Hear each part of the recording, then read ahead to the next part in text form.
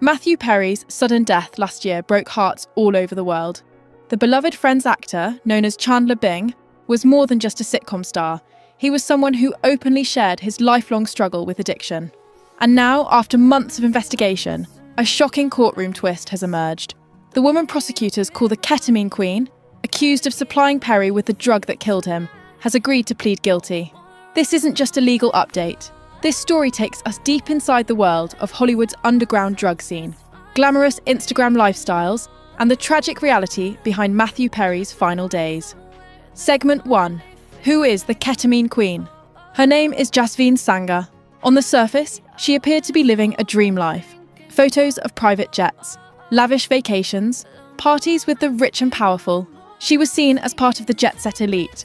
But behind the filters and designer clothes, prosecutors say she was a prolific drug dealer, known by her customers as the Ketamine Queen. According to federal investigators, she was running a ketamine business that catered to high-end clients and celebrities. In fact, in text messages revealed in court, one associate even bragged, "She only deals with high-end and celebs. If she'd lose her business." That line alone tells you exactly the kind of image she built for herself, a supplier to the stars. Segment 2. The charges and plea deal. Sangha was facing multiple federal charges, but instead of going to trial, she just signed a plea deal. She's pleading guilty to 5 major crimes: maintaining a drug-involved premises, 3 counts of distributing ketamine, and 1 count of distribution resulting in death or serious bodily harm. That last charge is the bombshell. It connects her directly to the drugs that ended Matthew Perry's life. On paper, she could be sentenced to 45 years in prison. Prosecutors, however, say they'll ask for less than the maximum, but make no mistake, the judge doesn't have to follow their recommendation.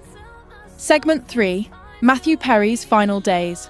To understand why this case is so heartbreaking, we have to rewind to Matthew Perry's last months. For years, Perry had been seeking treatment for depression and addiction. Ketamine, normally used as a surgical anaesthetic, is sometimes prescribed off-label to treat depression, and Perry was receiving it legally from his doctor. But here's the tragic part. He wanted more than what his doctor would give him. That's when he turned to Dr. Salvador Plasencia, and later Jasveen Sangha. Court documents say Perry began getting ketamine from Sangha about 2 weeks before his death. Her supply was On October 28, 2023, Matthew Perry was found unresponsive in his Los Angeles home by his assistant. The coroner later ruled the cause of death: ketamine overdose. Segment 4. The web of defendants. Sangha wasn't the only one charged. In fact, 5 people were swept up in this case. Dr. Salvador Plasencia, Perry's supplier, who already pled guilty; Dr. Mark Chavez, who cooperated with prosecutors Kenneth Iwamasa; Perry's assistant, who found him that tragic day; Eric Fleming, Perry's friend who connected him to Sangha; and of course, Sangha herself. All of them eventually cut plea deals.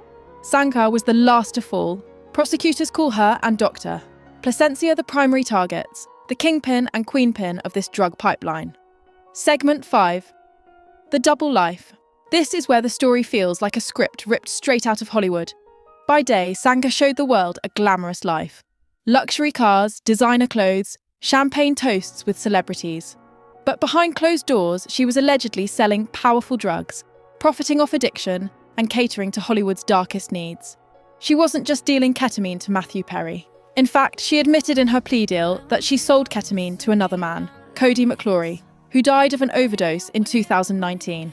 He had no connection to Perry, but his death paints a chilling pattern. This wasn't a one-time mistake. Prosecutors say this was her business model. Segment 6. The bigger picture. And let's be real, this isn't just about Matthew Perry. Hollywood has long had a shadow world where addiction collides with fame. Celebrities desperate for relief, or simply escape, often find suppliers who promise discretion. The Ketamine Queen marketed herself perfectly for that role. Stylish, connected, and always just a text away.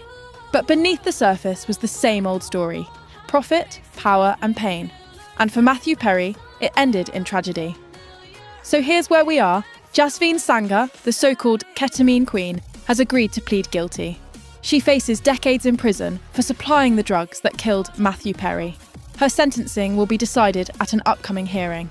And while justice may finally be closing in, it doesn't erase the loss. Perry's story reminds us that addiction doesn't discriminate, not even against one of the most beloved sitcom stars in the world. So now I want to hear from you. Do you think Sanga's guilty plea is enough to bring closure? Should she face the maximum 45 years? Or does the plea deal feel like a fair outcome? Drop your thoughts in the comments below.